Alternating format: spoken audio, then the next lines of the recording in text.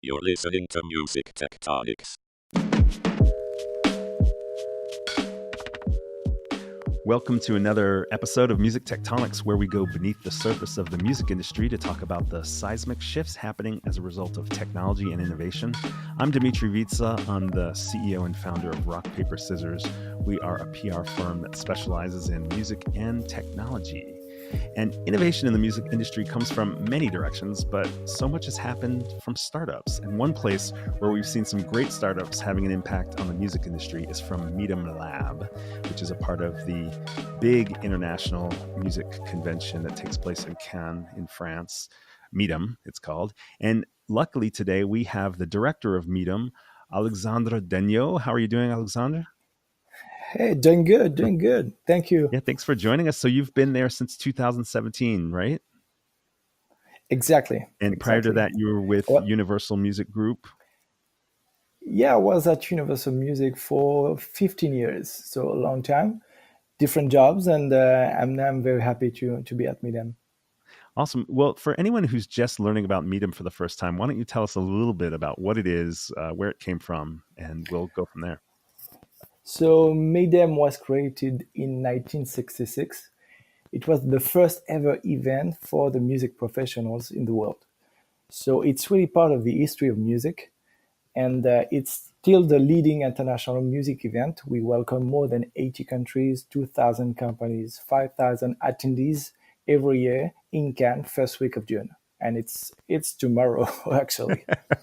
And so 1966, there were no startups then, right? No, not already, but you know, it was the beginning of the more professionalization of the music industry, and yeah, a lot of changes in the past years, but yeah. So why did Midem start Midemlab?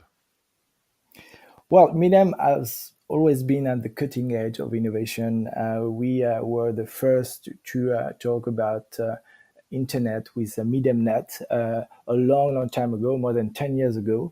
And first, we saw into this innovation that it's going to shape the future of the music industry. That's why we decided to launch 12 years ago our competition Midemlab. Wow, 12 years. Well, okay, great. And what's the format for Midemlab? So the call for entries is launched 5 months before Midem. Then the jury members select 20 finalists. And these 20 finalists, they're invited to present the projects during Midem in Cannes. So the applicants must be a new company, less than 5 years old, be independent, it means no affiliated, be business ready, already launched or in beta, and demonstrate a positive business impact for potential partners and Midem attendees. So format on-site, it's pitch sessions for each Midemlab categories in front of a jury and the Midem audience. And the format of the pitch are 5 minutes, followed by Q&A during 5 minutes in front of the jury. And it's divided into categories, right? You have 4 different categories for the finalists. And so first they're competing within their category, and then they compete for number one overall. Is that right? Exactly. Gotcha. Exactly. It's the way it works. Gotcha. So to be really precise about the categories, it's music creation and education, music discovery and distribution, marketing and data, analytics category, and experiential technologies. That's fun. I like that variety of categories, because those, I mean, they're good. They kind of span the whole range, I guess. Music creation, Yeah. education. So you have that piece of where you're making stuff or learning stuff, and then discovery and distribution, which is a lot of what you hear about in the music industry on the fan side and also the artist side.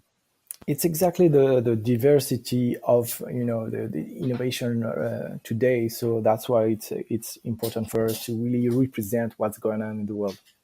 Are you able to talk about some of the startups that are competing this year and give people, our listeners, a sense, a little bit of what types of things they're trying to create? Yes, we so if we look at the music creation and education, I'm going to give you a few company names. We have Jumble from Germany. It's a new user generated music platform. It allows you to create music instantly on your mobile. We have Big Ear Games from Finland, a mobile music game to learn how to compose music. If we look at music discovery and distribution category, we have Alicia Music from Germany, a music service that recommends songs based on your mood and your musical taste. We have a Click and Clear from UK, delivering the power of officially licensed music to perform sports worldwide. And marketing and data, we have, for instance, Music List from Spain, the place where music connects with people through big data and AI. And experiential technology like VR and AR. We have Jouer from France, a playful electronic instrument simplifying digital music playing. So we have a very nice, I would say, diversity of countries because it's really international, and also in terms of content and innovation. Yeah, so you have several European countries, and as far as Singapore in the mix as well, I guess. Yes, exactly. We have Singapore, we have Australia, we have France, we have UK, Denmark, Israel. So it's we are very happy to welcome all these companies. So, what's the role of the jury in this process? They're both selecting from the applicants, and some of them are also on site judging the pitches. So the jury members are, first of all, successful entrepreneurs, decision makers from leading music biz companies, from leading tech groups, venture capitalists, from respected investment firms, tech medias, and they're here to really guide and accompany the startups also. So they're they play the role as jury members, but they're also here to do some mentoring sessions with the finalists. And this year in the jury members we have great people from the industry. I have in mind Chin Ching Cheng from she's a VP Business Development at Capital Music Group in the US. We have Miki Inari, CTO of Rekuchuku, one of the biggest music streaming platform in Japan. We have investment firm. So yeah, we have a great companies like Suzy Ryu from venture partner from VP of innovation at Atom Factory, the company of Troy Carter in the US. It's we have a strong jury group here. And they are all of them involved with the applications, or are some of them with the early applications and some of them more on site at Midem? Are they all at Midem? Yeah, they all, of course, all the jury members they will be at Midem to have the opportunity to talk with the startups, to have these exchange and to do some networking also. And we know that some of the jury members they also here they're going to be there to scout some new startups. Great. Can you talk a little bit about who some of the winners are from the past and what they're up to today? Yes, previous participants have raised millions of dollars in funding thanks to the Midemlab appearance.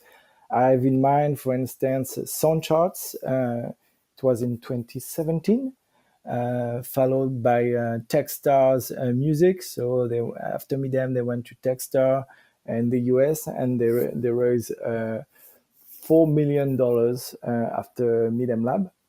And last year we had Skuv from Germany, and they just raised 3 million euros. So we have great success stories. Of course, one of the first one was SoundCloud. We all know SoundCloud. We have the Econest acquired by Spotify. We have Next Big Sound acquired by Pandora. So it's a powerful competition for startups related to music, and it's for years now the leading competition for startup related to music. Yeah, that's pretty impressive to have SoundCloud, Echo Nest, and Next Big Sound all as winning alumni from Midemlab. That speaks pretty highly of the potential. Yeah, Exactly. we'll see what these ones have to offer this year. I've seen the competitions before. It's a lot of fun to watch. They're clearly very prepared startups. They know that they're coming into something that's very competitive, and I do love the variety of kind of products and services that these startups are offering. I think it helps that you've divided the categories in the way you have to get that variety as well. And it's interesting because at some place like Midem, which traditionally was record labels and publishers, and then in the past decade, obviously more and more tech related and streaming services, things like that, you have representatives from all those types of companies. To have some of these education folks or these experiential and creation apps and platforms, even instruments, is pretty interesting to keep in mind that it's not always this B2B conversation. There's also the consumer side, the student, the learner, the creators. That to me, that's very interesting as well. Yeah, because it's we represent the global ecosystem, and we it's now we can see innovation, music, and the fans, and it's all linked. So the interaction between the streaming platform, the fans, and the creators, like the talents, it's stronger than it used to be in the past. So that's why for us it's key. It's so important to really represent it at Midem. And though I do see you have diversity of countries here, there's a nice, strong French contingent as well. And it feels like we've seen a lot of great startups from France as well. I'm excited to see some of these. I know Joey we saw at the NAMM conference, and such a cool keyboard that has this very expressive playing style. So looking forward to see what their latest thing is as well. Yeah, you will see a lot of surprised at Midem this year. So you need to come to see it. Yeah.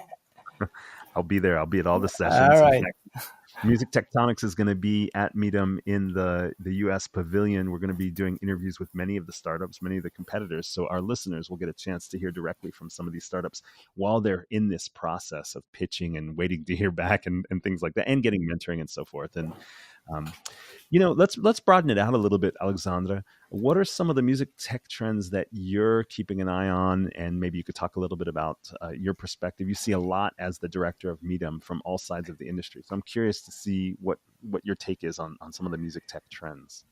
Of course, there are plenty of new technologies coming into the music industry right now, and it's very difficult to keep an eye on each of them.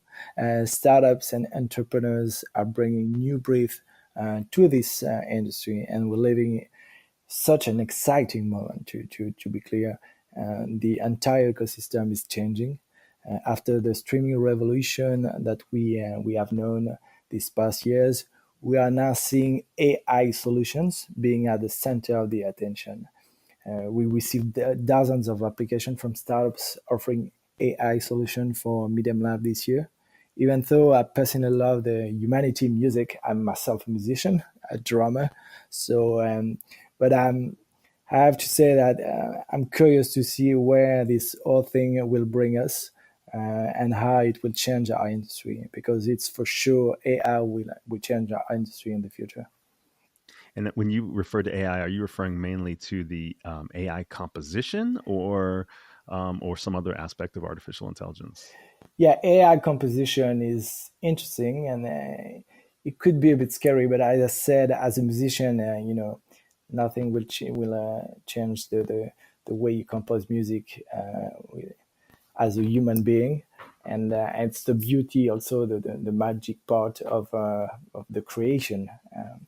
But yes, it's quite interesting. Also, the other possibilities of AI into the music industry are quite interesting in terms of a Sure. recommendation or Right. different stuff.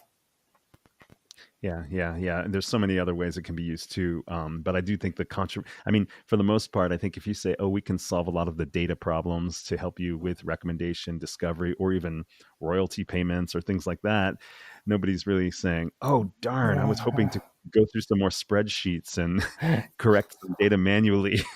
But on the composition side is where it gets more controversial, Exactly. especially if people are concerned about streaming services maybe populating more content with music made by so-called robots versus creators. But I think where it gets interesting, and what I think you're talking about, is more where musicians have new tools for making more creativity using AI generative apps and platforms. Exactly. And another tech trend that I really like is VR. We are just at the beginning of what VR will provide to all music lovers.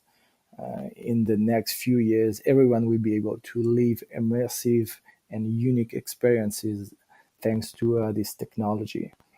And I think it's exciting. Everyone will be able to attend their favorite gig taking place on the other side of the world and even in imaginary world. So that's why it's gonna be fun. The virtual concert of Marshmallow, for instance, on Fortnite was just crazy. So 10, I think it was 10 million viewers at the same time. So yeah, it's new opportunities for everyone, for the fans, for the artists, for the music industry. Yeah, and as you see these things emerge, you realize you couldn't have imagined them 5, 10 years ago, and it makes you kind of develop a kind of an excitement for what to expect is coming next, because you don't you it's not like you're just going to see the same thing it's not like a conference call. You're now going to be able to talk to people or see people on your phone. It's like a totally different type of experience. There's no analog comparison for what comes next. It's almost like stepping into a science fiction movie each time something new comes out. Exactly. That's why it's fun. That's why it's good to be for us at this cutting edge of innovation, because we bring to the table the finest startups and the finest innovation in every categories that the music industry can dream of. So that's why it's good for all the attendees to be at Midem and to really see it. So I'm curious, a lot of what we're seeing emerge in the U.S. market, and I'm curious from your vantage point in France and also at Midem, kind of overseeing the entire conference and having a window into the industry in so many different places. The emergence of this TikTok as a platform for user generated content and music discovery. Is kind of, I think, taking American industry by storm a bit. And I'm curious if you're seeing the same thing from your vantage point and any other observations you have from that experience. I think for me it's a chance to have these new platforms really helping the fans to discover music, and it has a positive impact on streaming at the end of the day, because the fans will discover a song on TikTok, for instance, and they're gonna play with it, they're gonna create content, and then they're gonna love the song, and then they're gonna listen to the song on their favorite streaming platforms. So it's a win-win. It's good for these type of platforms, and then it's good for the music industry and for the artist. Yeah, and one of the things I like about Midemlab is because we mentioned you include music creation as part and education as part of it. When you think about something like Old Town Road and Lil Nas X exploding on TikTok, here he was searching for tracks, for stems, for beats on his own, and the producer didn't even know that he was using the song until it kind of went through the roof. And it'll be exciting to see whether any of the startups that are in this year's Midemlab are creating something that ends up in a hit song because of this kind of user generated and kind of music creation support role. So that should be cool to see which things end up into the mix. All these little startups doing these different things. Some of them explode, but some of them just create a new opportunity that weaves its way into the fabric of music we all listen to in the end. Yeah, I hope so. I hope so to have some very good stories like that in the future. I have in mind Soundcharts from Denmark. It's an AI-powered platform for music composers to monetize their music catalog. So maybe it's going to be a way to also push their music and push them to the fans and other platforms. And so if our listeners want to learn more about Midemlab, they can go to midem.com and click through on the Midemlab, where you've got a nice presentation of all the 20 candidates or the competitors in the startup competition, and read about them and link through to see them as well. It must take a lot of work to put together just the startup competition alone. Do you have partners involved that help you? I mean, obviously you've got your jury members who are mentoring and deciding, but there must be some other partners involved. Yes, this year we have we are partnering with Deezer and Rekuchuku from Japan. So they are our two main partners here. So we work closely together, and with also other partners involved into Midemlab. Awesome. Is there anything else you want to mention to people who might be getting ready to they're packing their bags or they're on their way to Midem now that they should make sure to check out, or anything for somebody who's coming to Midem for the first time and might have an interest on the music tech side? What comes to mind? For me, if you come to Midem, be prepared before because you will see 5,000 people from 80 countries, and it's a lot in 4 days. You're going to meet the world during 4 days. You can save time and money, but you need to be ready. And to be ready, you need to prepare in advance who you're going to meet, what kind of conferences you want to see, and what you're going to do. And because it's very intense and it's a lot of fun, but if you want to take the best of it, be prepared for it. And it's an experience, it's a real experience, and we make sure that what we're doing at Midem, it's going to be fun. It's going to be good for our people and for our community.